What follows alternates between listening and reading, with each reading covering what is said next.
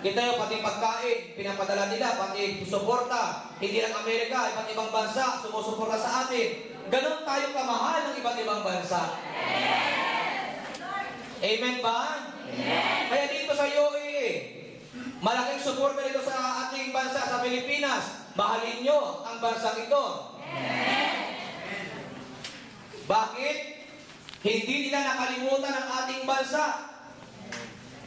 Kaya wag po kayong magbabaliwala sa inyong mga trabaho. Mula ngayon, mahalin niyo ang inyong mga trabaho. Pati amo, mahalin. Huwag niyang pakawalan. Kayo, pag amo na nababanggit, iba na kayong iniisip, ano? Ang sabi ng Bible, pag naihanda na ni Jesus ang ating tirahan, ang ating mansyon, babalik siya. Kaya lang nagtanong ang mga alagad. Ang sabi ng mga alagad sa Panginoon sa talatang 3 ng kabanatang 24 ng Aklat ng Mateo, ano po ang magiging palatandaan ng inyong muling pagparito at ng katapusan ng mundo? Naniniwala ba kayong ang mundong ito'y matatapos? Amen. Sino naniniwala matatapos ang mundong ito? Hindi ka naniniwala? Napakawawa naman kayo. Kasi ang buhay natin matatapos to. Amen. Walang mananatili sa mundo. Amen. Lahat magbabago. Amen. Ang aklat ng Revelation ay nagpapahayag tungkol sa huling panahon. Ang mundong ito ay mapaparang mawawala at bababa ang bagong Jerusalem. Ang bagong langit ay bababa. Ibig sabihin, itong ating kinaroroonan, mawawala ito. Kaya nga hindi mo dapat ipako dito ang iyong buhay. Dapat ang iyong buhay, ipako mo yan kay Yahweh El Shaddai. Wala po dito ang buhay natin. Lahat tayo ay estranghero lamang. Naniniwala ba kayong estranghero lamang tayo? Ibig sabihin, dadaan lang tayo sa mundong ito at tayo ay lilipat at uuwi sa talagang may-ari sa atin. Sino may-ari sa atin? Si Yahweh. Sino? Si Yahweh. Ay, ingat po kayo kasi si Satanas ang higi-ari din. Hindi tayo pag-aari ni Satanas, pag-aari tayo ni Yahweh. Amen. Kaya lang, marami siyang dinadagit. Nakikinig ba kayo? Amen. Marami siyang kinukuha, marami siyang gustong makuha. Kaya tayo mga naririto at inabot na ng mabuting balita, huwag kang papayag na ikaw ay makuha ng kaaway.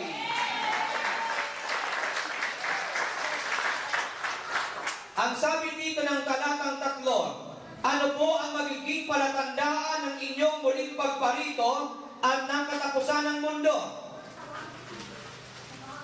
Ito ang tanong ng mga alagad.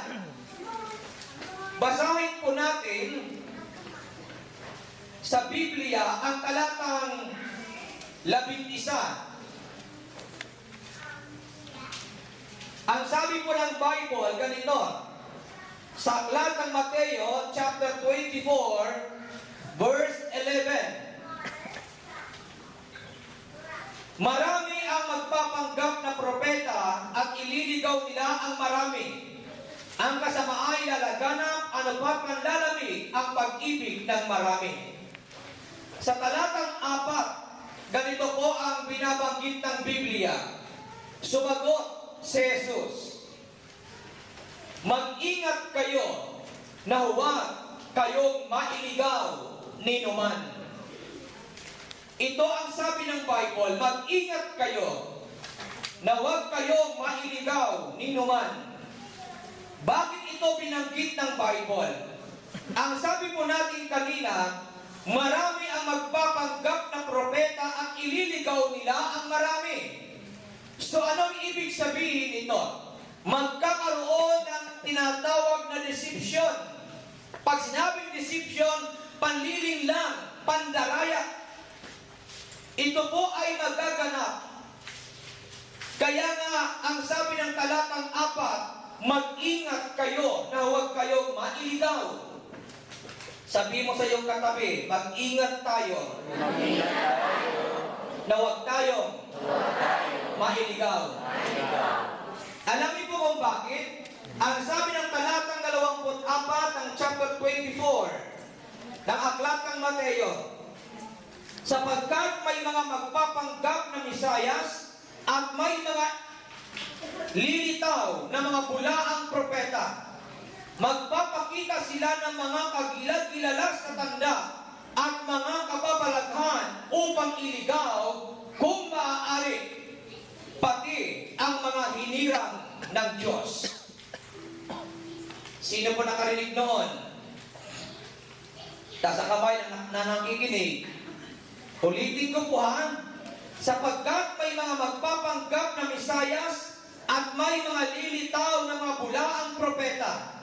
Magpapakita sila ng mga kagilag-gilalas na tanda at mga kababalaghan upang iligaw kung maaari pati ang mga hinirang ng Diyos. Kaya mag-iingat po tayo, narinig ko sa gawain, kasi pati ang mga hinirang ng Diyos ay pilit na ililigaw. Kaya nga napakahalaga na tayo ay babad sa gawain na ito. Napakahalaga na tayo ay nagbabasa ng Biblia. Sino po sa inyo nagbabasa ng Biblia? Binabasa niyo ba yan? Sino po sa inyo ang laging nagpe-pray? Para tayo ay hindi mailigaw, manalangin lagi. Para tayo ay hindi mailigaw, magbasa lagi ng Biblia. Ituturo sa iyo ng Biblia ang tamang daan. Narinig niyo po?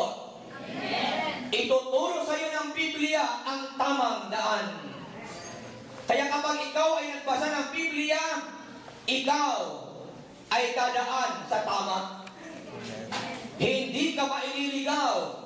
Kahit sino pa ang propetang dumating at mangaral, kahit sino pa ang magpakita ng mga himala at kagilag-gilala sa tanda, hindi ka basta-basta maniniwala kapag ikaw ay nakasentro kay Yahweh El Shaddai. Sabihin mo sa iyong katabi, huwag kang mananangan sa mga himala lamang. Kapag tayo ay sa himala lamang mananangan, maliligaw tayo. Pero kapag kay Kristo tayo nanangan at sumandal, hindi ka maililigaw kahit sino pa man. Naniniwala kayo? Huwag tayo sa himala lang. Kasi pag tayo ay sa himala lang, pag hindi ka gumaling, magagalit ka. Pag hindi ka pinagpala, magtatampo ka. Pag hindi ka pinagaling, sisisihin mo ang Diyos. Amen ba?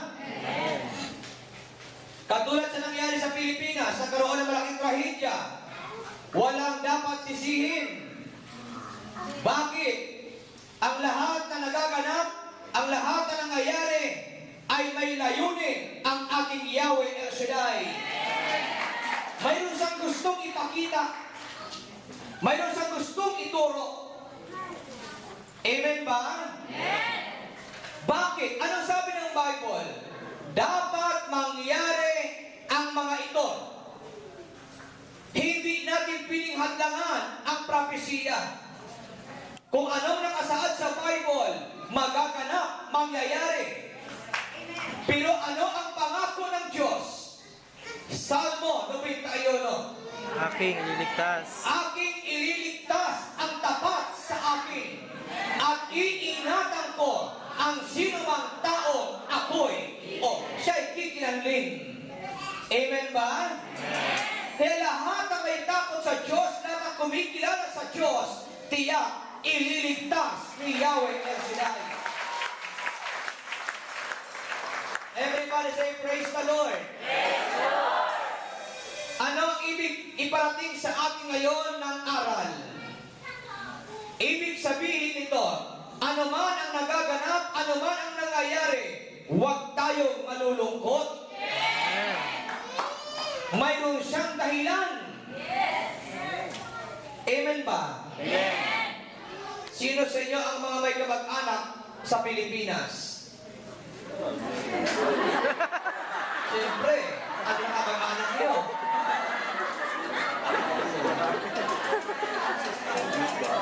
O sino sa inyo mayroong kamag-anak sa India?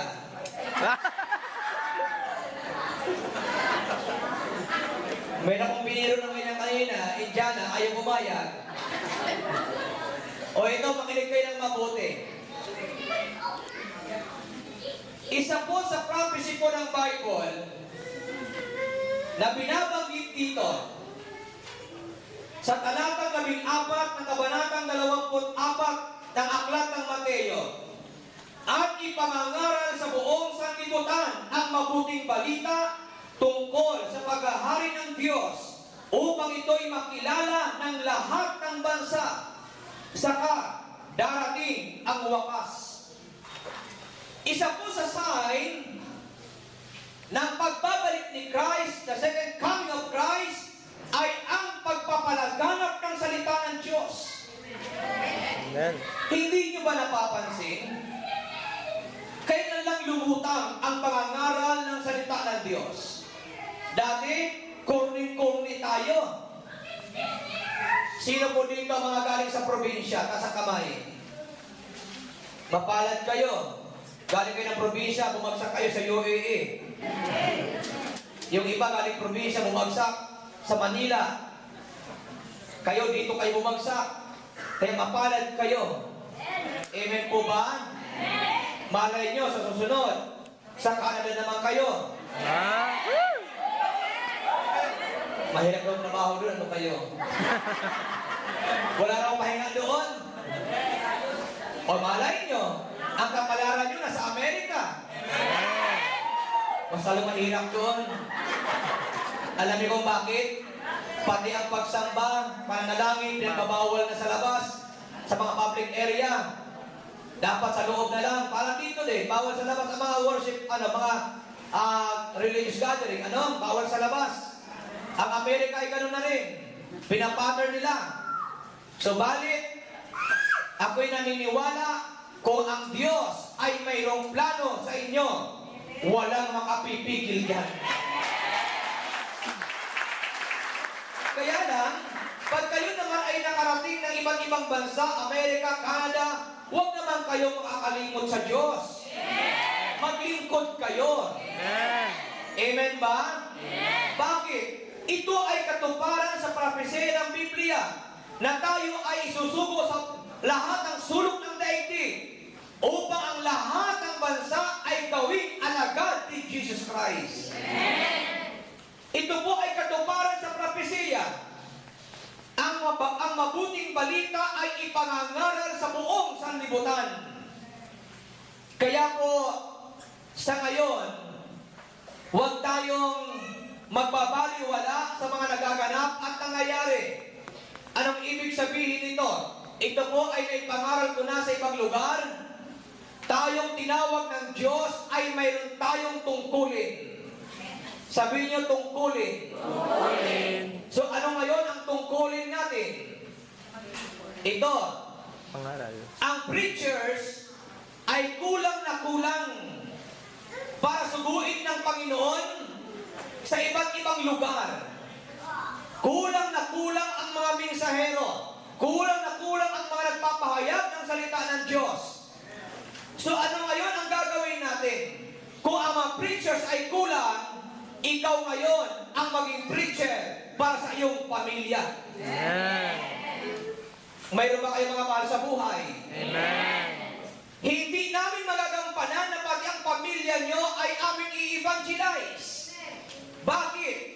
Kulang ang aming panahon, kulang ang aming oras. Katulad dito sa Middle East, kulang na kulang yung preachers natin. Kaya ngayong ibang area, hindi natuturuan. Bakit? Walang preacher. Katulad sa isang bansa na nakausap ko, nangihiram lang ng preacher sa simbahan para mayroong nangangaral. Pero sa El Shaddai talaga, wala silang pinsahero. So kung ang aasahan natin ay preacher lang, prayer meeting lang, para abutin ng mabuting balita ang ating mga mahal sa buhay, hindi po yun sapat. So anong gagawin natin? Paggamit ka sa Diyos. Sabihin mo sa iyong katabi, paggamit ka sa Diyos. Paggamit ka sa Diyos. O sige, palakpakan muna natin, Panginoon.